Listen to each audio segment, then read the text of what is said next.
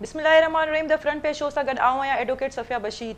नाज़रीन, अमेरिका ऐं ईरान जे विच में छिकताण घटाइण लाइ तरक़ी सफ़ारती कोशिशूं जारी आहिनि ऐं ॿिए तरफ़ मॉस्को ते यूरकरेन जे ड्रोन जा हमला ऐं रूस पारां यूरकन जा 180 ड्रोन किराइण जी दावा। आबनाए हुरमज़ ते हमिलो जंहिंमें हिकु ॼणो मारिजी वियो आहे। उनखां अलावा भारत ऐं गिरफ़्तारी बाबति पाकिस्तान जी कहिड़ी रद अमल आहे इन ते बि ॻाल्हाईंदासीं। उन सां गॾोगॾु ऑपरेशन सिंदूर बाबति ISPR जे मौक़िफ़ ते बि ॻाल्हाईंदासीं। इन ते तफ़सील सां ॻाल्हाइण जे लाइ असां सां गॾु स्टूडियो में मौजूदु आहिनि असांजा सीनियर सहाफ़ी तजज़ेगार निगाह GM जमाली साहब।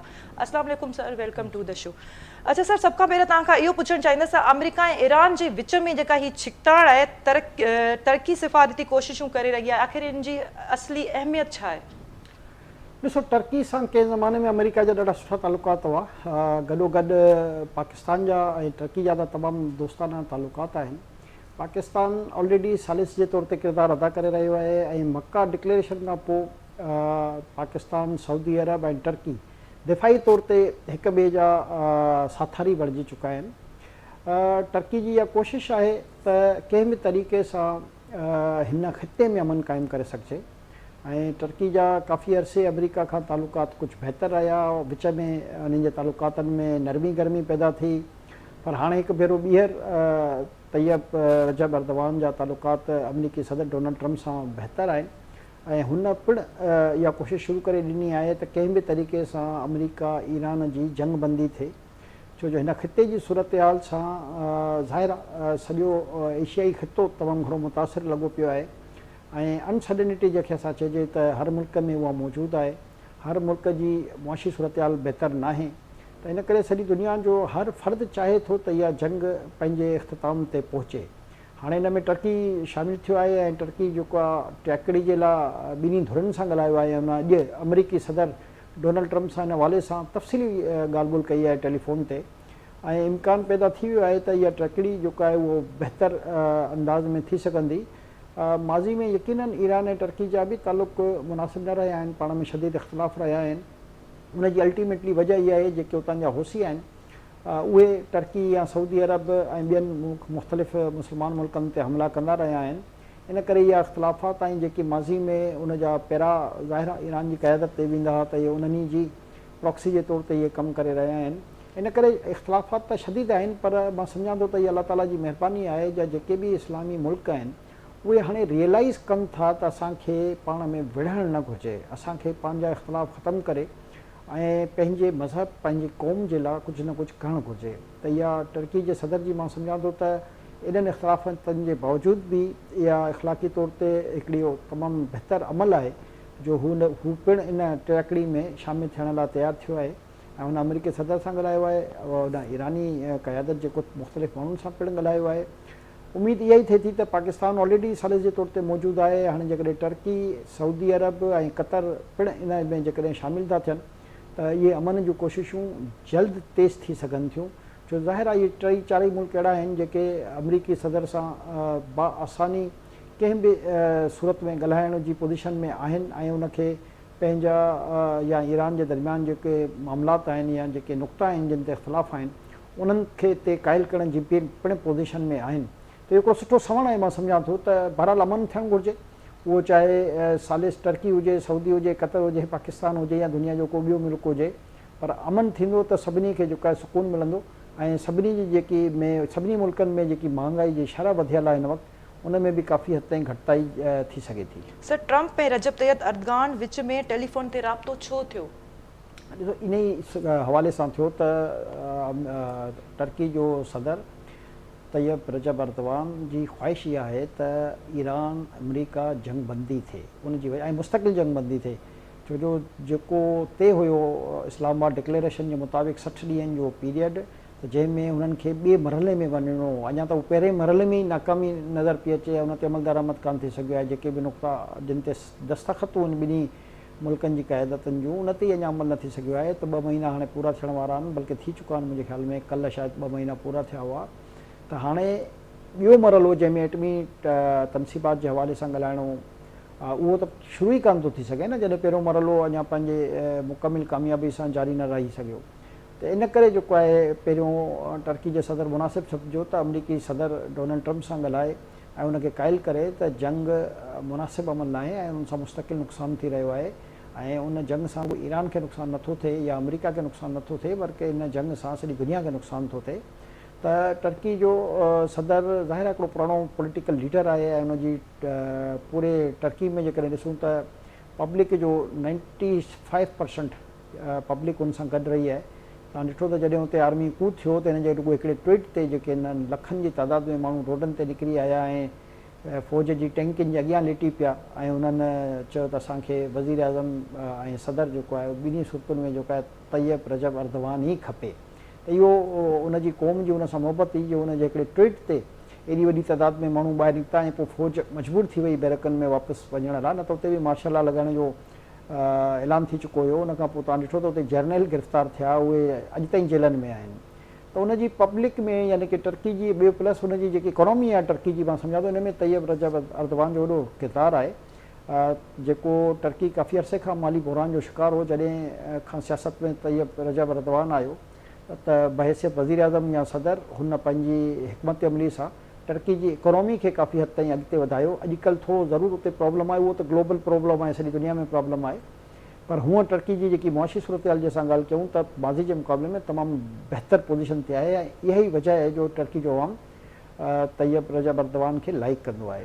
हाणे उनजी इहा ख़्वाहिश आहे त हिन खिते में अमन क़ाइमु करण लाइ ॿिन्ही धुरियुनि खे राज़ी करे सघिजे ऐं ॿिन्ही धुरियुनि खे इन हद ताईं पहुचाइजे त जीअं हू टेबल टॉक्स जे ज़रिए इन जंग बंदी जो ऐलान कनि ऐं ॿिन्ही तरफ़नि ॾांहुं जेके मुख़्तलिफ़ जॻहनि ते हमला थी रहिया आहिनि, इन जो जेको नुक़सानु थी रहियो आहे उहो त ज़ाहिर आहे दुनिया जी इकोनॉमी खे थी रहियो आहे।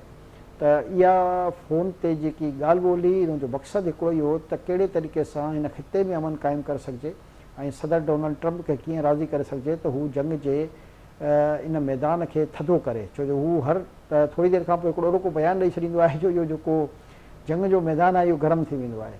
त कोशिशि हले थी ऐं असां वेलकम कयूं था टर्की जे सदर जी इन कोशिशि खे ऐं हिकिड़ो सुठो सवण साबित थींदो जेकॾहिं जंग बंदी थी वञे त।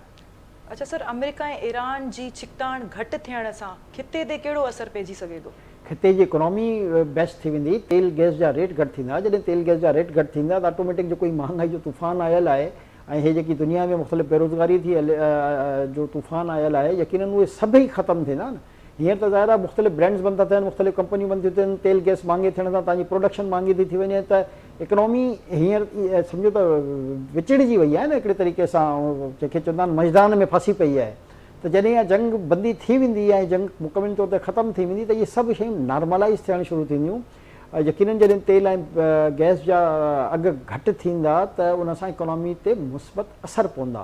प्रोडक्शन जेकी कास्ट वधण जे करे महांगाई जो हिकिड़ो तूफ़ान अची चुको आहे हर फील्ड में, उन में घटिताई ईंदी। इन ई करे इहे सभु मुल्क जेके आहिनि उहे गॾिजी करे कोशिशि था कनि त इहा जंग बंदी थिए त घटि में घटि जेको ई महांगाई जो तूफ़ान आहे हिन मां माण्हुनि जी जान छुटे। हींअर माण्हू हर दुनिया जो हर मुल्क परेशान आहे, रुॻो असां पाकिस्तान जो मसइलो न आहे, दुनिया जो हर मुल्क जेके वॾियूं वॾियूं इकोनॉमी हुयूं, तव्हां लंडन जी इकोनॉमी ॾिसो, तव्हां कैनेडा जी इकोनॉमी ॾिसो, तव्हां जापान जी इकोनॉमी ॾिसो, इंडिया जी इकोनॉमी खे ॾिसो, तव्हां बांग्लादेश जी ॾिसो, असां पाकिस्तान त अञा उनजे मुक़ाबले में वॾी इकोनॉमी रखंदड़ असां मुल्क ई न आहियूं।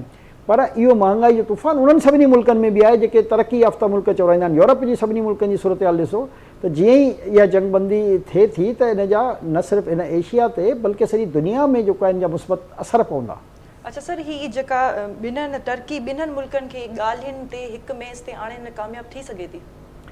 ॾिसो, इहे त डोनाल्ड ट्रंप जी नीयत ते डिपेंड करे थो न। कोशिशि त पाकिस्तान हिकु बहितर अंदाज़ में सालिस तौरु किरदारु अदा कयो ऐं ॿई मुल्क उन्हनि जी अॼु ताईं तारीफ़ था कनि। हिन वक़्त ताईं बि ॿिन्ही मुल्कनि मां कंहिं बि पाकिस्तान जे उन सालिस जे किरदार ते आङुर न खई आहे। तंहिंजो मतिलबु असां हिकु बहितर सालिस जे तौर ते कमु करे रहियासीं। हाणे टर्की बि जेकॾहिं उन में शामिलु थिए थो त हीअ बि ज़ाहिर हर मुल्क इहो कोशिशि ई करे सघे थो न त अमेरिका जी क़यादत खे ऐं ईरान जी क़यादत खे कन्विंस करे त जंग जेको आहे कंहिंजे लाइ बि सुठी न आहे, जंग ख़राबु आहे, जंग सां नुक़सानु थींदा आहिनि, जंग सां को फ़ाइदो कान थींदो आहे, असांखे अमन खपे, अमन सां तरक़ी थींदी, अमन सां रोज़गारु वधंदो, अमन सां दुनिया जो जेको कारोबार आहे वमार आहे उहो हलंदो। त हर मुल्क इहो कोशिशि करे थो। त इन करे असां टर्की जी इन कोशिशि जेके उनजी उन नीयत खे सुठी नज़र सां ॾिसी रहिया आहियूं। डिपेंड करे थो त अमरीकी सदर छा थो चाहे, छो जो जेकॾहिं हू चाहे थो हिन दुनिया में अमन थिए, हू चाहे थो जेकॾहिं हिन दुनिया में तरक़ी थिए, हू चाहे थो त जेकॾहिं माण्हुनि जा मसइला हल थियनि त पोइ हुनखे थोरो पंहिंजे जेके बयानात आहिनि जेको रोज़ जी बुनियाद ते ॾेई रहियो आहे ऐं जेके इक़दामात आहिनि चवंदो कुझु आहे ऐं उनखां पोइ अचानक हमला करे ॾींदो आहे ईरान जे मुख़्तलिफ़ तनसीबात ते उनखां उनखे पासो करिणो पवंदो जॾहिं हू ऐं ईरान खे बि गॾो गॾु सिर्फ़ु आउं अमरीकी सदर जे लाइ छो चवां ईरान खे बि थोरो तहमुल जो मुज़ाहिरो करिणो पवंदो ॿई धुरियूं जॾहिं तहमुल जो मुज़ाहिरो कंदियूं त मां सम्झां थो त अमन जी राह हमवार थींदी। मां इहो नथो चवां त बेतमादी फ़ौरन ख़तमु थी वेंदी जंग खां ॿई मुल्क जेके आहिनि उहे हमेशह लाइ परे थी वेंदा ईअं कान थींदो पर जेकॾहिं वक़्ती तौर ते बि इन में ठहिराउ अचे थो वक़्ती तौर ते बि इहे जंगबंदी जा ऐलान थियनि था इन सां बि जॾहिं ट्रेड वरी शुरू थींदी आहे त ख़ासि तौर ते असुलु मसइलो त दुनिया में तेल ऐं गैस जो आहे न जंहिंजे करे सॼा बुरान अची रहिया आहिनि त पोइ इकनॉमी कुझु बहितर थी सघे थी त असां उमेद जो ज़ाहिर इज़हारी करे सघूं था त टर्की जे सदर खे बि जेकॾहिं अमरीकी सदर को मान ॾिनो त यकीनन इहे ॻाल्हियूं अञा अॻिते वधी सघंदियूं। अच्छा सर यूक्रेन ते पारां मास्को ते ड्रोन जा हमला छो कया विया? ॾिसो यूक्रेन जे पुठियां बि अल्टीमेटली अमरीका ऐं यूरोप आहे न जेके रूस यानी कि रशिया जी इकोनॉमी खे कमज़ोर रखणु चाहिनि था ऐं छो जो हिन यूरोप खे त ख़तरो ई हर वक़्तु रशिया खां रहियो आहे न छो जो जेकॾहिं सोवियत यूनियन खां अॻु में जी असां ॻाल्हि कयूं त इहे सभु इलाइक़ा रशिया जे कंट्रोल में हूंदा हुआ। ॿी आलमी जंग खां पोइ यकीनन जॾहिं सोवियत यूनियन टुटी त उनखां पोइ इन मुल्कनि पंहिंजी हिकिड़ी अजारादारी क़ाइमु करे छॾी ऐं हिकिड़ी यूरोपी यूनियन बि ठाहे छॾी ऐं मुख़्तलिफ़ जेके बि आहिनि उहो ज़ाहिर अमरीकी आशीर्वाद ते इन्हनि ठाहिया हुआ। हाणे हिननि खे सभिनी खे ख़तरो इहो आहे त जेकॾहिं रशिया इकनॉमी तौर ते मज़बूत थिए थो रशिया दिफ़ाई तौर ते मज़बूत थिए थो वधीक त हू वरी को एडवेंचर करे सघे थो ऐं असांजे ख़ितनि ते या असांजे मुल्कनि ते जेको आहे कब्ज़ो करे सघे थो। इहो जेको उन्हनि खे डपु ऐं ख़ौफ़ आहे इन करे हू कंहिं न कंहिं अंदाज़ सां जेकॾहिं तव्हां गुज़िरियल 100 साल जी तारीख़ ॾिसो त कंहिं न कंहिं अंदाज़ सां हू रूस खे कमज़ोर करण लाइ मुख़्तलिफ़ हथकंडा अपनाईंदा रहिया आहिनि ऐं इन में तमामु जेके यूरोपी मुल्क आहिनि उहे बिराह रास्त शामिल आहिनि ऐं डायरेक्टली जेको आहे अमरीका रशिया खे नुक़सानु पहुचाइण लाइ मुख़्तलिफ़ मनसूबा ठाहींदो रहियो आहे चाहे उहो समुंड जे अंदरि रशिया खे नुक़सानु पहुचाइण जो मनसूबो हुजे चाहे हवा जे ज़रिए नुक़सानु पहुचाइण जो मनसूबो हुजे चाहे ख़िला में नुक़सानु पहुचाइण जो मनसूबो हुजे कंहिं न कंहिं अंदाज़ में अमरीका हमेशह कोशिशि कंदो रहियो आहे त रशिया पंहिंजे पेरनि ते न बीह सघे ऐं रशिया दिफ़ाई तौर ते छो जो ऑलरेडी ज़ाहिर आहे उन वटि वॾी टेक्नोलॉजी आहे दिफ़ाई तौर ते हिकिड़ी उनजी वॾी ताक़तवर फ़ौज उन वटि मौजूदु आहे तमामु वॾी तइदाद में एटम बम उन वटि मौजूदु आहिनि फाइटर जेट्स उन वटि आहिनि आबदोज़ूं एटमी आबदोज़ूं आहिनि मगर ईरान रशिया जेको आहे उहो दिफ़ाई एतबार सां त तमामु स्ट्रॉन्ग मुल्क आहे कंहिं ज़माने में त ज़ाहिर आहे दुनिया ते राज कयो आहे उन बेसिकली त जॾहिं सोवियत यूनियन टुटी त रशिया जी उहा दिफ़ाई ताक़त न रही ऐं यूक्रेन बि त बहरहाल जेकॾहिं माज़ी जी असां ॻाल्हि कयूं त रशिया जी हिकु स्टेट हो न हिकिड़ो हिसो ई हुयो। हाणे जेकॾहिं असां इहो ॾिसी रहिया आहियूं त थ्रू यूक्रेन इहो ई यूरोप रशिया खे वरी कमज़ोर करणु चाहे थो ऐं हीअ जेके ताज़ा हमला थिया आहिनि हालांकि रशिया ताक़तवर हुजण जे बावजूदि बि कोशिशि इहा कई त अहिड़े तरीक़े जा हमला कया वञनि जंहिंमें जानी नुक़सानु घटि खां घटि थिए।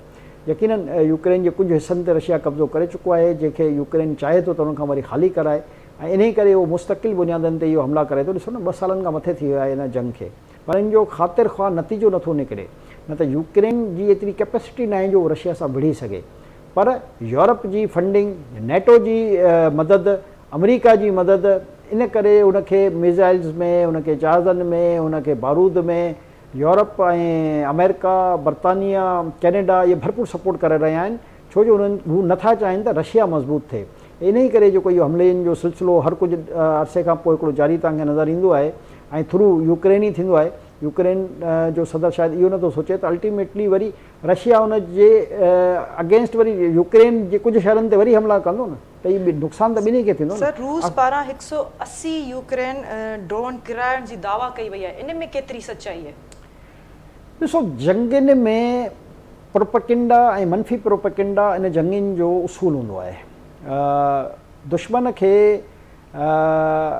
दिफ़ाई तौर ते कमज़ोर ॾेखारण लाइ मुख़्तलिफ़ दावा कया वेंदा आहिनि पर इन में बि को शक न आहे त रशिया वटि जदीद टेक्नोलॉजी मौजूदु आहे ऐं हू हवा में ड्रोन्स खे किराए सघे थो ऐं केतिरा ई दफ़ा किराए बि चुको आहे। उन न सिर्फ़ु यूक्रेन जा पर जेकॾहिं माज़ी में तव्हां ॾिसो त अमरीकी बि कई ड्रोन हुन इन तरीक़े सां किराया आहिनि जेके अमरीका बेसिकली अमरीका समुंड जे मुख़्तलिफ़ हिसनि ते छो कब्ज़ो पंहिंजो जमाए रखंदो आहे ऐं मुख़्तलिफ़ मुल्कनि में पंहिंजा फ़ौजी अॾा छो क़ाइमु कंदो आहे, इहो जेको आहे सभ खां वॾो मसइलो आहे। उहो इन ई करे कंदो आहे त हू जेकॾहिं जंग का हिन दुनिया में शुरू थिए त हुन वटि ईज़ी एक्सेस हुजे त हू दुनिया जे कंहिं बि मुल्क ते ईज़ीली अटैक करे सघे, चाहे उहो रशिया हुजे चाइना हुजे, छो जो ॿ ताक़तुनि खां ॿिनि ताक़तुनि जो ई हुनखे मसइलो आहे, ॿियो त कहिड़ी वॾी ताक़त आहे कान। त इन करे हू सामुंडी पटी ते वधि खां वधि कब्ज़ो कंदो आहे। ऐं रशिया ज़ाहिर टेक्नोलॉजी जे एतबार सां कंहिं ज़माने में सिर्फ़ु रशिया ई दुनिया जी सभ खां वॾी ताक़त हो न। उनखां पोइ ज़ाहिर ॿी आलमी जंग खां पोइ सोवियत यूनियन टुटी, सोवियत यूनियन खां पोइ वॾा मसइला थिया। बहरहाल इहो हिकिड़ी डिघी कहाणी आहे, पर इहो असां चई सघूं था त रशिया वटि उहे सभु टेक्नोलॉजियूं मौजूदु आहिनि जेके अमेरिका ऐं चाइना वटि आहिनि। त हू जेकॾहिं ड्रोन हुन किराया बि आहिनि ऐं दावा करे रहियो आहे त 180 न हूंदा त हुन खां थोरा घटि हूंदा, पर हूंदा ज़रूरु, छो जो हुन वटि एतिरी टेक्नोलॉजी आहे जो उहो इन क़िस्म जी शयुनि खे हवा में जेको आहे उहो ज़ाइल करे सघे थो। सर, मॉस्को ते ड्रोन हमलनि खां पोइ रूस जो रद्द अमल छा हो?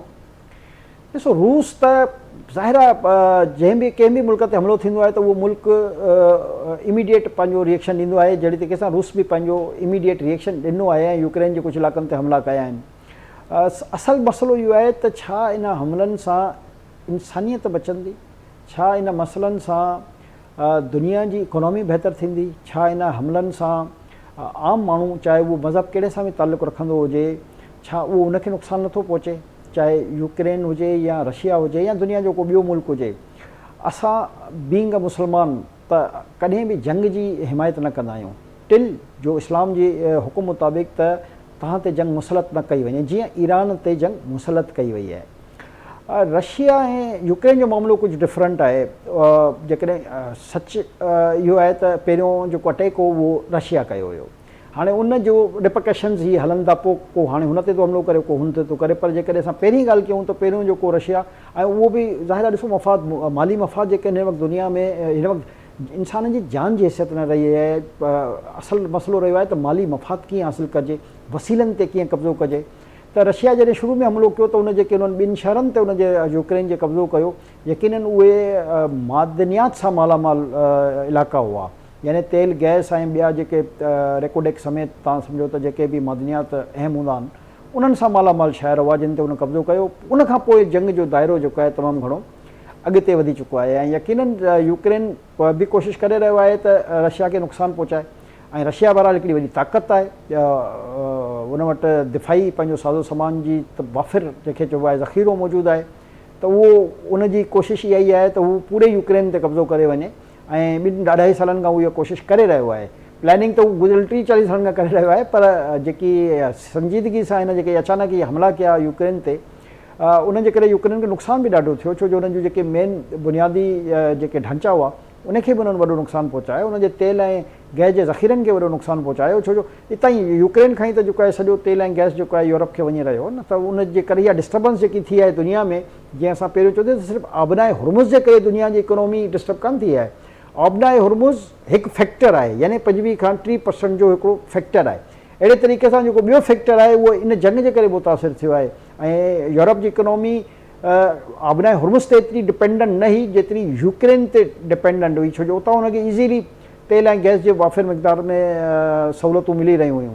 पर छो जो मुख़्तलिफ़ जॻहनि ते इन जंगनि जे करे हर जॻह इलाइक़ा डिस्टर्ब थी विया आहिनि, त इन करे सॼी दुनिया जी इकोनॉमी हीअं डिस्टर्ब थी वई आहे। त जेकॾहिं इहे जंगूं न थियनि ऐं हर मुल्क इहो सोचे त हाणे पंहिंजे मुल्क जी क़ौम जो भलो करिणो आहे, पर हाणे सुवालु इहो आहे न त एतिरी वॾियूं जेके इहे दिफ़ाई कंपनियूं खुलियल आहिनि, जेके इहे बम ठाहींदियूं आहिनि, इहे मिज़ाइल ठाहींदियूं आहिनि, इहे फाइटर जेट ठाहींदियूं आहिनि, इहे बारूद ठाहींदियूं आहिनि, बंदूकूं ठाहींदियूं आहिनि, पोइ आख़िर हिननि खे ख़रीद केरु कंदो जेकॾहिं जंग न थींदी। त हिन जंगनि जे पुठियां बि हिकिड़ी वॾी फिलॉसफी हूंदी आहे ऐं इहे वॾियूं माफ़ियाज़ आहिनि जेके इन क़िस्म जा हथियार ठाहींदा आहिनि, छो जो जेतिरी जंगूं थींदियूं उन्हनि जे हथियारनि जी सेल वधीक थींदी न। त इन जे पुठियां ई रुॻो जंग ईअं न हूंदी आहे त बसि ईअं अचानक जंग थी वई। जंग जे पुठियां हिकिड़ो पूरी रॉकेट साइंस कबी आहे त हिन जंग जॾहिं शुरू थींदी त कहिड़ी कहिड़ी शइ में कहिड़ो कहिड़ो हथियार हूंदो जेको सेल कबो, उहो उन मुल्क खे पोइ उहे अफ़रूं ॾिनी वेंदियूं आहिनि त बाबा हाणे तुंहिंजी जंग हली रही आहे, तोखे हिन ख़तरनाक हथियार जी ज़रूरत आहे ऐं हीअ असां तुंहिंजे लाइ हेतिरो ज़ख़ीरो हिननि ॾींहंनि में ठाहे सघूं था। पोइ उहो ऑर्डर वठंदा आहिनि ऐं पंहिंजो पाण खे जेको आहे अरबें खरबें रुपया डॉलर कमाईंदा आहिनि। अहिड़े तरीक़े सां इहो यूक्रेन रशिया जंग जे पुठियां बि इहो ई अंसर आहे ऐं ईरान ऐं अमेरिका जंग जे पुठियां बि एक्ज़ैक्टली इहो ई अंसर आहे, जो ईरान जो इहो ख़ाम ख़्याली हुई त त उहो फौरी तौर ते ईरान जे वसीलनि ते कब्ज़ो करे वेंदो, यानी हुनजी हुकूमत खे ख़तमु करे हुनजे तेल ऐं गैस जे ज़ख़ीरनि ते कब्ज़ो करे वठंदो, पर अच्छा जेकी सर, बि हुनजो ख़्वाबु हो उहो पूरो न थी सघियो। अच्छा सर, आबनाए हुरमज़ जे हिकु जहाज़ ते हमिलो कयो जंहिंमें हिकिड़ो ॼणो मारिजी वियो आहे, इन खे तव्हां कीअं था ॾिसो? ॾिसो, इहो डेंजर सूरत हाल आहे त आबनाए हुरमुज़ खे जेकॾहिं आज़ादाना तौर ते न खोलियो वियो आहे त उन सां हिन ख़िते में ख़ासि तौर ते एशिया में तमामु वॾो फ़र्क़ु पई रहियो आहे, ऐं जेके असांजे मुल्क में बि तेल जी ऐं गैस जी क़ीमत वधियल आहे उनजो बि हिकु रीज़न इहो ई आहे। त इन करे इहा हिकु कुदरती आबी गुज़रगाह आहे। ईरान खे बि घुरिजे त इन कुदरती आबी गुज़रगाह जी सिक्योरिटी खे यकीनी बनाए, छो जो इन सां उनजी पंहिंजी इकोनॉमी बि त ॿधल आहे न। रुगो हितां जेकॾहिं ईरान जी जेकी इकोनॉमी आहे उनजो बि त ट्रेडिंग जो इहो ई हिकिड़ो रस्तो आहे न।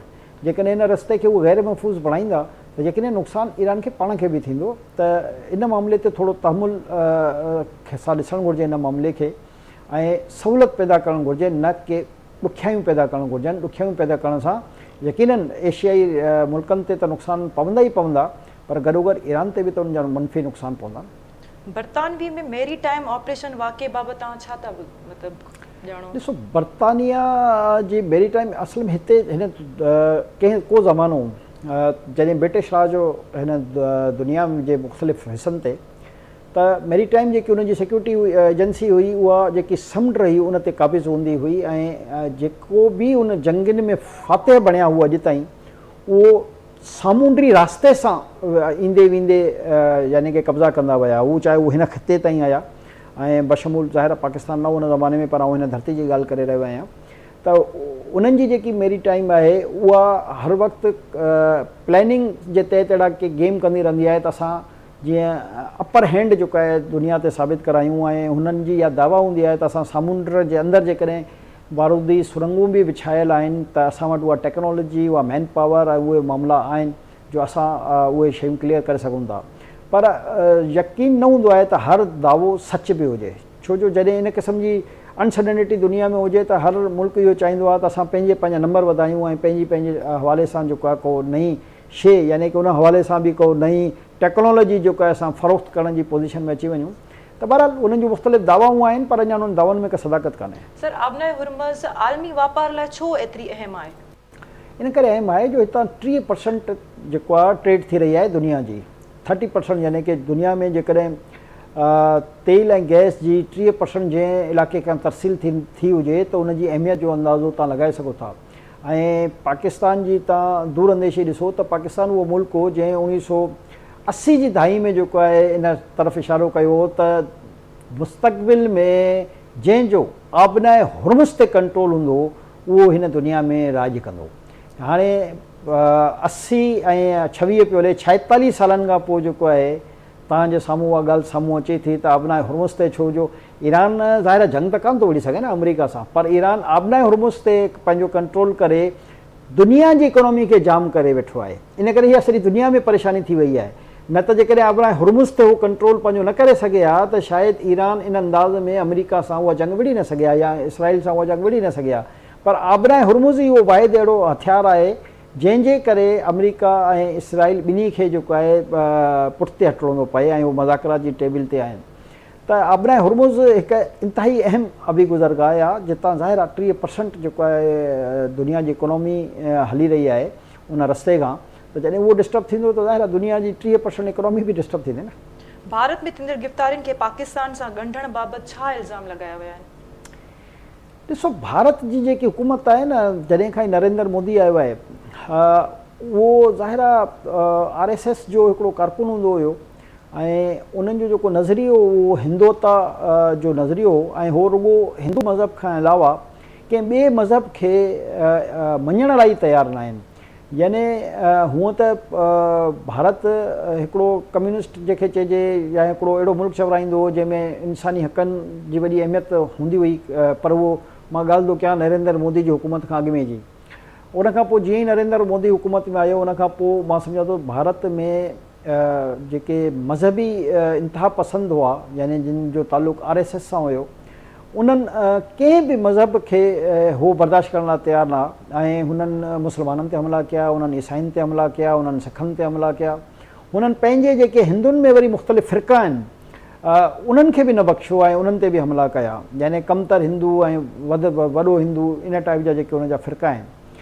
हाणे जेके ही गिरफ़्तारियूं थियूं आहिनि बेसिकली त जेको रिसेंटली जंहिंखे चइजे थो यंग उन्हनि जे माण्हुनि हिकिड़ो मुज़ाहिरो कयो, प्रोटेस्ट कयो ऐं जंहिंमें उन्हनि कामयाबी हासिलु कई त हिकु तालीम जे वज़ीर खां उहो इस्तीफ़ा वठण में कामयाबु थी विया।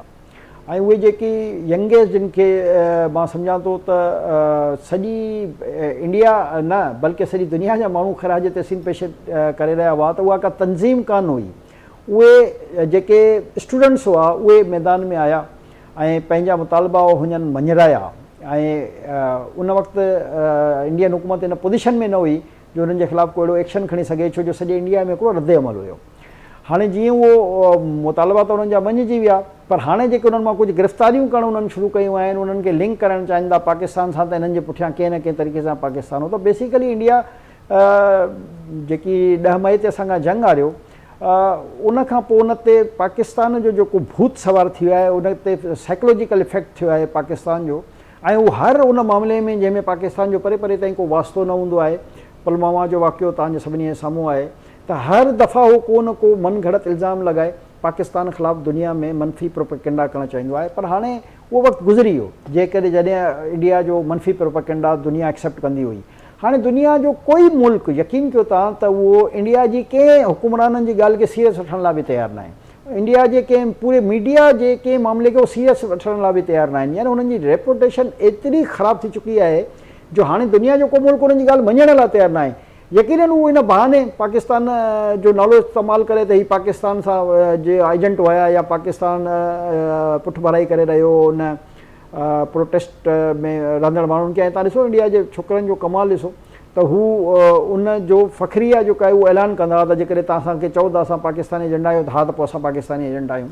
त जॾहिं माण्हू फ्रस्ट्रेशन में वधीक अची वञे त हींअर जेको नरेंद्र मोदी आहे उहो एॾो फ्रस्ट्रेशन जो शिकार आहे जो हुनखे का ॿी ॻाल्हि सम्झ में ई कान थी अचे त आउं कयां छा। पोइ घुमाए फिराए खणी अची पंहिंजे ई माण्हुनि खे मुल्क जे माण्हुनि खे ॿधी करे ऐं इल्ज़ाम लॻाए रहियो आहे त हुनजो वास्तो पाकिस्तान सां आहे, जंहिंमें का हक़ीक़त कान्हे। सर, पाकिस्तान इन्हनि इल्ज़ामनि खे छो रद्द करे छॾियो? इन ई करे रद्द करे छॾियो त पाकिस्तान जो हुन पूरे मामले सां वास्तो ई कान्हे। जेकॾहिं प्रोटेस्ट थियो हुते त हुनजे नौजवाननि कयो हो, जेको हुननि पेपर लीक कयो। इहा त इंडिया जे हिन नौजवाननि खे सलाम पेश करणु घुरिजे न, त हिकिड़े पेपर लीक थियण ते हुननि एॾो वॾो प्रोटेस्ट कयो ऐं एतिरा ॾींहं प्रोटेस्ट कयो जो हुननि जे तालीम जे वज़ीर खे इस्तीफ़ा ॾियणो पियो। इन जे अगेंस्ट असांजे मुल्क में ॾिसी छॾियो अलाए घणा पेपर लीक थिया आहिनि, पर अॼु ताईं वज़ीर त परे जी ॻाल्हि आहे, हिकिड़ो मुतलका हिकिड़े नंढे कंहिं ऑफिसर खे बि खणी असां हटाइण में कामयाबु न थी सघिया आहियूं। त इहो फ़र्क़ु त आहे न। उतां जे उन छोकिरनि खे असांखे सलाम त पेश करणु घुरिजे न, त उन्हनि बहादुरी जो मुज़ाहिरो कयो हुकुमराननि। ऐं उहो हुकुमरान जेको RSS जो हिकिड़ो गुंडो हुकुमरान इंडिया में तैनात आहे नरेंद्र मोदी, मक़सदु उहो हिकिड़ो सियासी कारिंदो त न रहियो आहे न, हू त जंहिं जमात जे ज़रिए आयो हुननि जो माइंड सेट हिंदुत्व जी प्रचार हुई न, यानी सिर्फ़ु हिंदू मज़हब खे जेको आहे सॼे इंडिया ताईं फैलाइणो हो न। ऐं उनजे करे हुनखे अक्सरियत बि मिली शुरू में जॾहिं उहो इलेक्शन में आयो त 2/3 मेजॉरिटी खणी आयो। पर तव्हां ॾिसो वक़्त जे हिसाब सां इंडियन माण्हुनि जेको आहे उहो रियलाइज़ कयो न त हीउ सिर्फ़ु हिकु गुंडो आहे, हीउ हुकुमरान न आहे ऐं उन दहशत गर्दाना अंदाज़ में मुल्क जे कंट्रोल खे हलाए रहियो।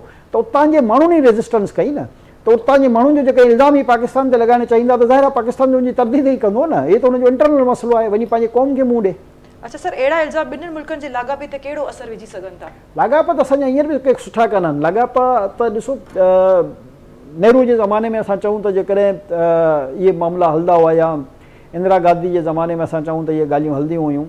जॾहिं खां नरेंद्र मोदी आयो त हिकिड़ो दफ़ो तव्हांखे यादि हूंदो जॾहिं नवाज़ शरीफ़ जे घर अचानक जेको आहे उहो पहुची वियो हुयो हुनजी शादी जो तक़रीब में हिकिड़ी में। इन खां अलावा त उन सां को असांजा एॾा सुठा रिलेशन्स कान रहिया आहिनि। जॾहिं खां बि नरेंद्र मोदी इक़्तिदार में आयो आहे, जेको मूंखे यादि थो पए त उहो हिकिड़ो ई अहिड़ो वाक़ियो आहे जंहिंमें हू अचानक इंडिया खां पाकिस्तान पहुतो ऐं उन शादी जी तक़रीब में लाहौर में उन रिसेप्शन में शिरकत कई हुई। पर एस सच जेकॾहिं असां ॾिठो वञूं त असांजी ट्रेड कान खुली सघी आहे। असां हेल्थ में कवे खे सपोर्ट नथा कयूं, हालांकि दुनिया में जेके बुनियादी सहूलियतुनि जी शयूं हूंदियूं आहिनि उन्हनि ते पाबंदी न लॻाई वेंदी आहे। ऐं हे त असांजे बहरहाल पड़ोसी आहिनि, उनजे बावजूद बि असांजा तालुक त एतिरा न रहिया न जो असां इन क़िस्म जी ट्रेड खोले सघूं। पर माज़ी में जेकॾहिं असां ॾिसूं त हेल्थ सेक्टर में, एजुकेशन सेक्टर में, एग्रीकल्चर सेक्टर में असांजी ट्रेड खुलियल हूंदी इंडिया सां। पर नरेंद्र मोदी जे अचण खां पोइ मां सम्झां थो त इंडिया फ़क़ति ऐं फ़क़ति जेको आहे हिकिड़ी मख़सूस सोच जे तरफ़ वञी चुको आहे। ऐं उहा सोच इहो आहे त बसि हिन पूरे हिंदुस्तान में इंडिया में हिंदू हुजनि ऐं ॿियो को मज़हब न हुजे। इन ई करे तव्हांखे रेज़िस्टेंस नज़र अची रही आहे त सिख जेके आहिनि उहे ख़ालिस्तान जी तहरीक हलाए रहिया आहिनि, महाराष्ट्र में पुरनि जी अलॻि तहरीक हली रही आहे। अहिड़े तरीक़े सां जेके मुख़्तलिफ़ सूबा आहिनि उहे उते पाण आज़ादी जी 6-7 रियासतनि में जेको आहे आज़ादी जूं तहरीकूं हली रहियूं आहिनि। उनजो बुनियादी वजह इहा आहे त हिन जेको आहे या उते हिंदुत्व जे प्रचार जे करे हर क़ौमियत हर मज़हब ते हमला कराया आहिनि ऐं डायरेक्ट पंहिंजे लॉ एनफोर्समेंट एजेंसीज़ खां बि कराया आहिनि ऐं प्राइवेट जेके गुंडा आहिनि जिन सां तालुक़ रखंदो आहे RSS उन्हनि पिणु कया आहिनि। त ज़ाहिर आहे उते माण्हुनि में हिकिड़ी नफ़रत तमामु वधी चुकी आहे ऐं पाकिस्तान जेको आहे उहो में अक़लियतूं बिल्कुलु महफ़ूज़ आहिनि। पाकिस्तान अक़लियतनि खे उहा अहमियत ॾिनी आहे जेकी शायदि दुनिया जे कंहिं ॿिए मुल्क में ई कान्हे। यानी एतिरो जेको मान ऐं रिगार्ड पाकिस्तान में आहे अक़लियतनि खे उहो हिन दुनिया जे कंहिं मुल्क में कान्हे। त हिन सां तालुकात असांजा न पहिरियों सुठा हुया जॾहिं खां नरेंद्र मोदी आयो आहे, न हींअर असांखे फ्यूचर में सुठा थींदे नज़र था अचनि। सर, भारत ऑपरेशन सिंदूर बाबति दस्तावी फिल्म तयारु कई आहे, उहो कहिड़ी फिल्म तयारु कई आहे उन्हनि? अच्छा, उहो फिल्म तयारु करण जो हले थो, हुन अरबे रुपए जो बजट वटि जारी कयो आहे। उन्हनि शाहरुख ख़ान खे पहिरियों ऑफर कई त तव्हां इहा फिल्म ठाहियो, शाहरुख ख़ान मना करे छॾियो। वरी ॿियनि अदाकारनि खे ऑफर कयूं, उन्हनि मना करे छॾियो। रिसेंटली जेको आहे अक्षय कुमार खे बि का उन्हनि ऑफर कई, उन्हनि मना करे छॾियो। बहरहाल अदाकारनि खे त पैसा मिलंदा, उहे फिल्म ठाहींदा। इन खां पहिरियों बि इन्हनि अदाकारनि छा पाकिस्तान जे ख़िलाफ़ु फिल्मूं न ठाहियूं आहिनि छा? इन में ऐं नथो सम्झां त कहिड़ी कबात आहे या को आहे।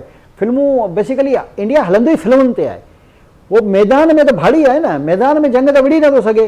हाणे हू फिल्मूं छा आहे जेको आहे उन जे ज़रिए पंहिंजी क़ौम खे ॿुधाए सघूं त असां जेको आहे ज़बरदस्त जंगी फिल्मूं ठाहियूं था ऐं फिल्मुनि में पाकिस्तान खे मात ॾेई सघे थो। त उहो हिकिड़ो अदाकार मुल्क आहे, उनजो कमु इहो ई आहे त फ़नकारी करे, अदाकारी करे ऐं अदाकारी में पंहिंजी कामयाबी हासिल करे। बाक़ी इंशाल्लाह प्रैक्टिकली जंग में कामयाबी पाकिस्तान ई हासिल कंदो। सर, ही जेका डॉक्यूमेंट्री फिल्म ठही आहे ISPR कहिड़ो मौक़िफ़ इख्तियार कयो? ISPR त ज़ाहिर उन जेकी हुननि जी घटिया स्क्रिप्ट आहे उनजी मज़म्मत कई आहे न, ऐं जेको हक़ीक़त जे बरक्स आहे। अच्छा, सॼी दुनिया खे ख़बर आहे त पाकिस्तान जंग में फातह थियो। सॼी दुनिया खे ख़बर आहे त जदीद तरीन जेके तयार राफ़ेल आहे उन्हनि खे पाकिस्तान कराए छॾियो। सॼी दुनिया खे ख़बर आहे त पाकिस्तान 2 कलाकनि जे अंदरि, जेको इंडिया पाण खे 6 पाकिस्तान खां वॾो दिफ़ाई मुल्क सम्झंदो आहे, 6 मुल्क खे 2 कलाकनि जे अंदरि नेस्त ऐं नाबूद कयो। जेकॾहिं अमरीकी सदर डोनाल्ड ट्रंप जा इहे पेर न पकड़नि हा ऐं 2-4 कलाक असां हिन ऑपरेशन खे अञा जारी रखूं हा त शायदि इंडिया जा कई इलाइक़ा जेके डिफेंस सां मुतलिक़, छो जो पाकिस्तानी फ़ौज हिकिड़ो सुठो इहो कमु कयो त कंहिं बि रिहाइशी इलाइक़े ते हमलो न कयो। जॾहिं त इंडिया जेकॾहिं तव्हां ॾिसो त 6-7 मई ते असांजे रिहाइशी इलाइक़नि ते हमलो कयो। उनजे अगेंस्ट जेकॾहिं असां पाकिस्तान जी पॉलिसी ॾिसूं त तमामु मुस्बत पॉलिसी रही ऐं जेके उनजा सिर्फ़ु डिफेंस जा एरिया हुआ, जिते उनजा एयरपोर्ट्स हुआ, जिते उन्हनि जा असले जा डिपूज़ हुआ या जिते उन्हनि जूं छावणियूं हुयूं, उते त असां हमला कयासीं, पर असां पब्लिक ते हमलो कान कयोसीं। त जेकॾहिं असांखे 2 कलाक ॿिया अमरीका विच में न अचे हा ऐं मिंथमेड़ न करे हा पाकिस्तानी क़यादत खे, ऐं हिन जेकॾहिं नरेंद्र मोदी अमरीकी सदर डोनाल्ड ट्रंप जा पेर न पकड़े हा त शायदि दिल्ली ते हींअर पाकिस्तान जो झंडो लहराए चुका हुजूं हा। त बहरहाल उहो एहसान फरामोश माण्हू आहे, उनखे इहो रिलीफ ॾिनो। हुनजी भड़कियूं हणण जी आदत आहे ऐं ISPR मां सम्झां थो हिकिड़ो मुस्बत जवाबु ॾेई छॾियो हुनखे, छो जो हुनजो स्क्रिप्ट जेको आहे उहो कूड़ ते ॿधलु आहे। सर, ISPR हक़ीक़तनि में इन्हनि खे उतड़ करार छो ॾिनो आहे? इन करे ॾिनो आहे जो सॼो स्क्रिप्ट कूड़ ते ॿधलु आहे न। जीअं मूं चयो त जंग जा फातह पाकिस्तान आहे ऐं सॼी दुनिया उनखे मञे रही आहे न। चाहे अमरीका हुजे, अमरीका बि बार बार त चई रहियो आहे न त जेकॾहिं मां न हुजां त अमरीका जेको आहे इहा भारत जेको आहे सफ़ा हस्ती खां मिटिजी वञे हा या उनखे वॾो नुक़सानु पहुचे हा। सफ़ा हस्ती खां त उहे बि कंहिंखे न मिटाइणु घुरिजे, छो जो हुन सां मासूम माण्हू बि मरी सघनि था। पर दिफ़ाई तौर ते असां कामयाबी हासिल कई, जंहिंजो इज़हार जेको आहे उहो न सिर्फ़ु अमेरिका, चाइना, रशिया, दुनिया जो हर मुल्क करे रहियो आहे न। त उन एॾे वॾे एपिसोड खां पोइ बि हिकिड़ो जाली स्क्रिप्ट जे ज़रिए फिल्मूं ठाहिणु इहा अफ़सोसनाक कमाल आहे न। त उन ते ज़ाहिर ISPR पंहिंजो वाज़े मौक़िफ़ ॾिनो आहे। सर, ऑपरेशन सिंदूर बाबति पाकिस्तान ऐं भारत जा मौक़िफ़ हिक ॿिए खां कीअं मुख़्तलिफ़ आहिनि? मुख़्तलिफ़ इहो आहिनि त पाकिस्तान जो मौक़िफ़ सच ते मुबनी आहे ऐं भारत जो मौक़िफ़ कूड़ ते मुबनी आहे। सच ते मुबनी इन करे आहे जो जंग 2 कलाक प्रैक्टिकली जंग, जेकॾहिं 10 मई जी मां ॻाल्हि कयां त टोटल 2 कलाक जी जंग हुई, जंहिंमें इंडिया जा तक़रीबन 7 खां वधीक जहाज़ जेके मां 4-5 जेके राफ़ेल आहिनि, जेके दुनिया जा बेस्ट फाइटर जेट आहिनि, उहे तबाह थिया। इन खां अलावा जेकी उन्हनि पंहिंजी डिटेल ॾिनी आहे, पर अमरीकी सदर डोनाल्ड ट्रंप त बार बार चयो कॾहिं 7 जहाज़, कॾहिं 8 जहाज़, कॾहिं 9, 10, 11 ते वञी उन कहाणी पहुचाए छॾी हुई। अहिड़े तरीक़े सां जेके उन जा मेन असले जा डिपूज़ हुआ, जिन जी असां न सिर्फ़ु पिक्चर्स ॾिनियूं, उन्हनि जी असां वीडियोज़ ॾेखारियूं। जेको साइबर हमलो थियो जैसां इंडिया जी कई कलाक लाइट जेको आहे सॼे तक़रीबन इंडिया जी गायब थी वई हुई, इहो असांजो सभ खां वॾो साइबर अटैक हुयो। उनजी जेकी इंफॉर्मेशन हैक थी, इहो बि असांजो मां सम्झां थो सभ खां वॾो अटैक हो जेको हिन वक़्तु दुनिया में ॿिए कंहिं न कयो आहे। यकीनन इसराइल वटि उहा टेक्नोलॉजी आहे ऐं ईरान सां उन इन क़िस्म जूं हरकतूं कयलूं, पर पाकिस्तान जे बारे में उन्हनि जो ख़ाबो ख़्यालु न हो त इहे टेक्नोलॉजी पाकिस्तान वटि आहिनि ऐं पाकिस्तान जेको आहे उहो इहो कमु करे सघे थो। त असांजो जेको मौक़ुफ़ आहे उहो ट्रुथ ते मुश्तमिल आहे, सच ते मुश्तमिल आहे, जेके दुनिया एक्सेप्ट करे थी।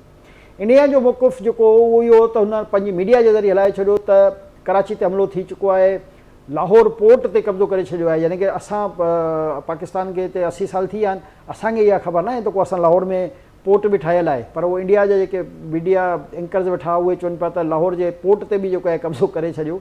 त इहो जेको प्रोपेगेंडा उहो सॼो प्रोपेगेंडा कूड़ ते मुबनी हो, जंहिंजे लाइ तव्हां रॉयटर्स खे ॾिसो, CNN खे ॾिसो, BBC खे ॾिसो, अल जज़ीरा खे ॾिसो, दुनिया जे कंहिं बि मीडिया हाउस खे ॾिसो त हुननि लानताण कई इंडिया जे मीडिया ते। अहिड़े तरीक़े सां नरेंद्र मोदी इन कूड़े मीडिया जे ज़रिए कोशिशि इहो करे रहियो त मां का अहिड़ी विन विन पोज़ीशन ॾेखारे सघां त जीअं मां पंहिंजी क़ौम में थोरी मुंहिंजी इज़त बची वञे, पर उनजी उहा बि इज़त बची कान सघी। यानी उनजो पंहिंजो सोशल मीडिया खे जेकॾहिं तव्हां फॉलो कयो इंडिया जे, उन बि जेको आहे उन ते जेकी छिती तनक़ीद कई उहा शायदि ई दुनिया जे कंहिं ॿिए हुकुमरान ते थी हुजे। त इन मां वाज़े हो त असां जो पाकिस्तान जो जेको मौक़ुफ़ हो ऐं सॼे पाकिस्तान जी पज़ीराई असां वटि आहे, सॼे पाकिस्तान जी मुबारकबादूं असां वटि मौजूदु आहिनि, यानी इहो रिकॉर्ड जो हिसो आहिनि जंहिंमें को अभाम न आहे। त ज़ाहिर आहे जेको फाते हूंदो आहे उनजो मौक़ुफ़ ताक़तवर हूंदो आहे ऐं जेको लूज़र हूंदो आहे उनजो मौक़ुफ़ सिर्फ़ु प्रोपेगेंडा ते मुश्तमिल हूंदो आहे। ऐं इंडिया जेतिरो बि हींअर प्रोपेगेंडा करे छॾे उहो पंहिंजे मौक़ुफ़ खे सच साबित कान करे सघंदो। Okay, thank you so much sir, तव्हां असांखे टाइम ॾिनो। त जी नाज़रीन, इहो हुयो अॼु जो प्रोग्राम। सुभाणे वरी मिलंदासीं कंहिं नए मौज़ू सां, कंहिं नए इशू सां। तेसिताईं असांखे ॾींदा इजाज़त। अल्लाह हाफ़िज़।